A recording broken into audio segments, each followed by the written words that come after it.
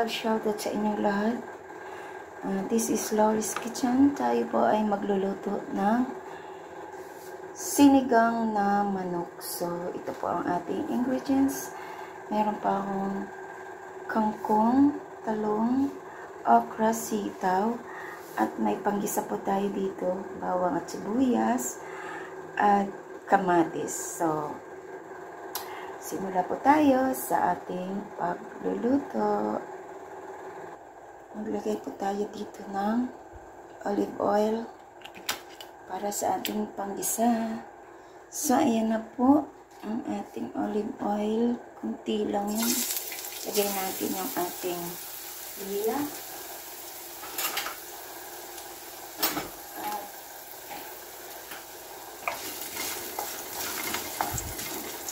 Dali-dali ako dun sa kapatid ko at bumili ako ng luya para anti-lansa ng chicken, di ba? So, ilagay na natin to. Ano ko na yung bawang at luya.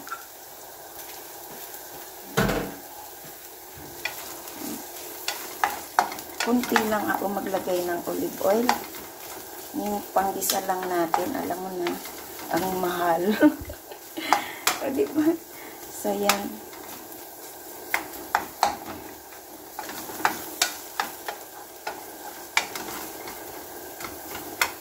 Kailangan ano muna natin itong ating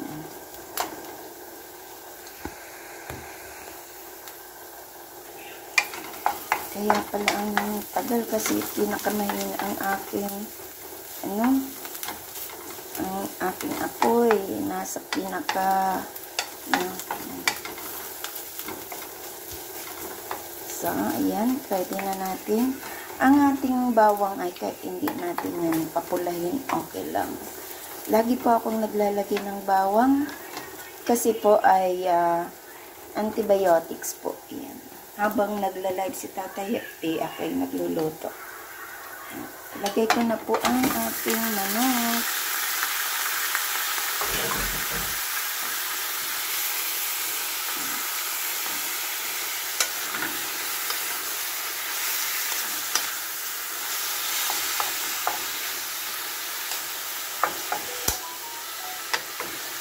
So, iana ko po siya. Lagyan ko po siya ng black pepper.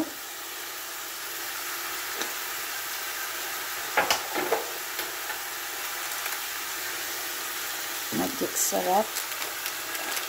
Ubus ko na to para mamaya ay hindi na ako maglalagay. Ayan. At lagyan ko din siya ng patis. Mga ano lang siya. 1 tablespoon. Ayan. At halo ulit natin.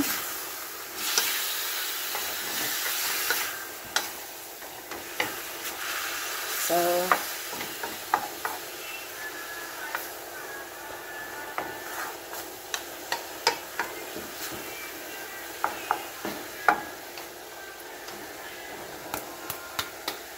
ayan, takpan po natin siya para luto. Check po natin. Ayun. So,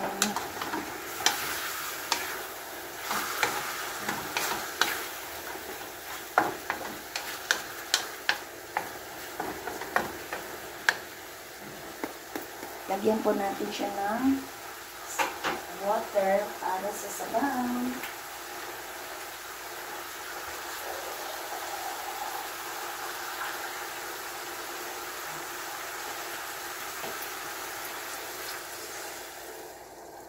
Ayan.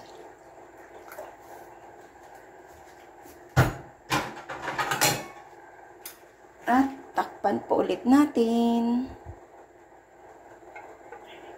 Ayan.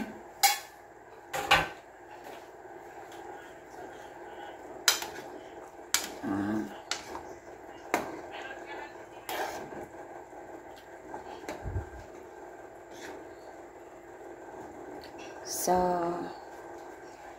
ayan na.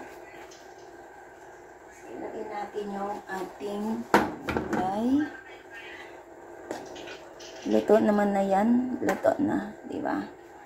So, ilagay natin yung ating gulay. Yung talong. Talong.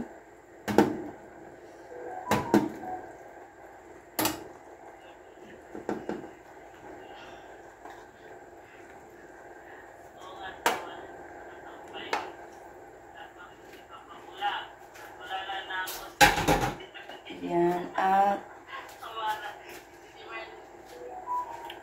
ilagay ko tong yan.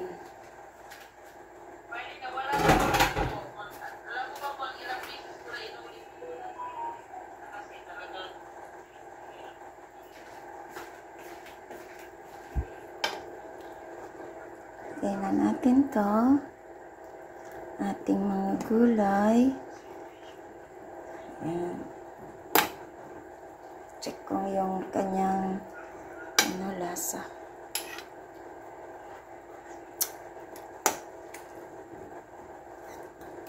So, magdagdag pa ako ng patis.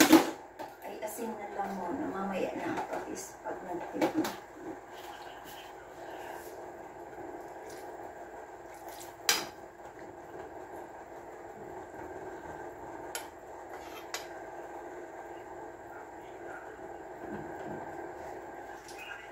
At ilagay ko na rin yung ating kamatis para sabay-sabay na sila maluto.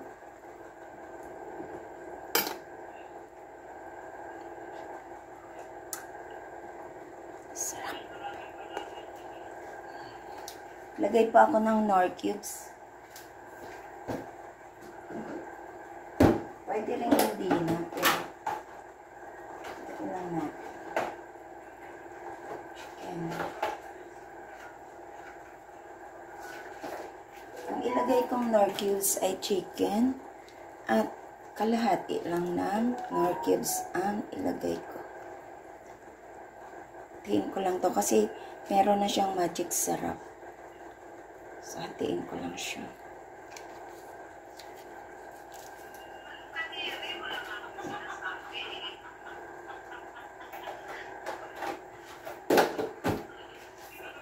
Ayan. So, takpan po natin ang ating, mamaya na natin ilagay ang kangkong. So, takpan natin. So, ayan na. Ayan.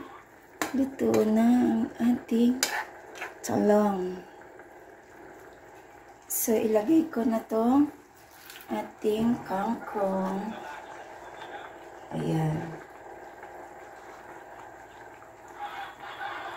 Kangkong.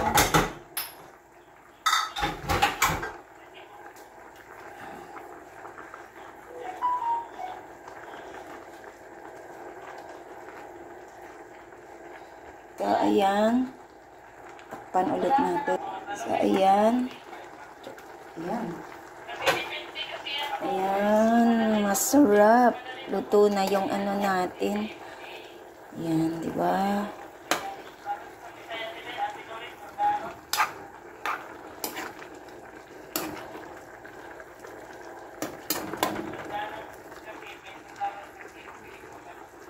Luto na siya. Medyo pati parang kulang ang kanyang sabaw. So, maglagay ako ng ating sinigang. Dagdagan ko kayang sabaw. Kulang eh. So, ito yung gagamitin ko, sinigang sampalok.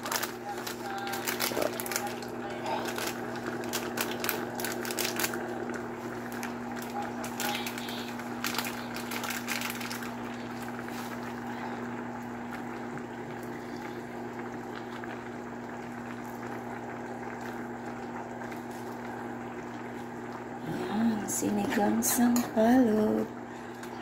Yan. At saka magdagdag po ako ng patis.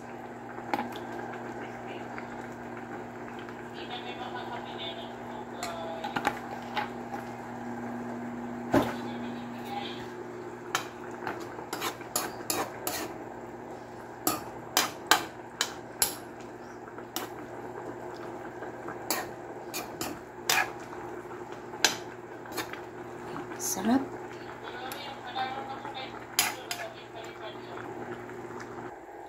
Ayan na. Ready to eat na. Ready to eat na ang ating sinigang na manok. Sarap to. Ayan.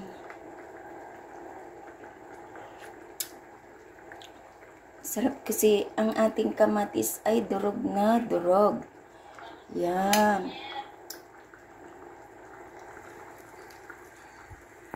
Sarap. So, hanguin ko na po. Yan. Para makahigop tayo ng sabaw. Yan. Napapansin nyo, chicken ang inaano ko. Ginagawa kong sinigang kasi hindi ako mahilig sa pork. Yan. Mahilig ako sa beef, chicken, and yan. Mga fish at seafoods. Yan lang. Pork bihira. Yan. Ang sarap. Masarap ito sa, sa ganitong pagaling ako sa trangkaso. Masarap to sa pag hinigop mo sa lalamunan kasi maasim. Yan, ang sarap niya. Ayan. Lagay ko na po sa ating serving bowl. I-off ko na ang apoy. Ayan. Salamat. So, ayan na po ang ating sinigang manok. Yan. Masarap yan sa katulad kong may kagagaling lang sa trangkaso. Napakasarap niyan kainin. Ayan. Para ulam. Ayan. Thank you so much. This is Laurie's Kitchen. Thank you. And mega love shout out sa inyong lahat yan. Sa lahat ng nag-support ng aking premiere for tonight. Thank you so much. At sa lahat ng nanonood ng aking videos. Thank you. And mega love shout out. At sa hindi pa po nakasubscribe ng aking channel, please do subscribe and hit the bell button para lagi kayong updated sa aking parating na lulutuin. Thank you. And God bless. Kain na po tayo. Bye!